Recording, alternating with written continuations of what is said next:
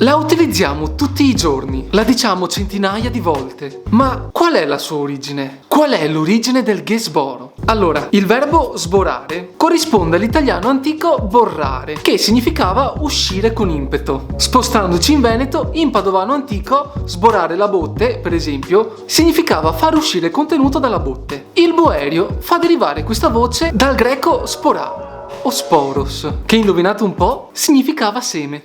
Passando poi al termine, all'espressione, all'esclamazione gesboro, l'archeologo Scavolini ha studiato alcuni bassorilievi in ceramica di epoca preromana e rinvenuti nella zona di Altinate. Questi bassorilievi rappresenterebbero una processione sacra composta da figure femminili che portano in offerta alcune ampolle falliformi a forma de casso ad un sacerdote colme di un particolare liquido denominato zborou. L'offerta dello zborou sarebbe legata ad un rito svolto in occasione delle festività agricole. Quest'ultimo era, caratteristico del territorio veneto. Comunque, l'assonanza tra zborou e sboro è considerevole. L'affermazione gesboro, quindi, sembrerebbe che venisse utilizzata originariamente come una sorta di benedizione rivolta all'interlocutore, o magari una richiesta d'aiuto alle divinità, alludendo all'offerta di doni preziosi. Insomma, per adesso è questa l'ipotesi più accreditata della sua origine. Sì, sgonfia diversa come quella di oggi.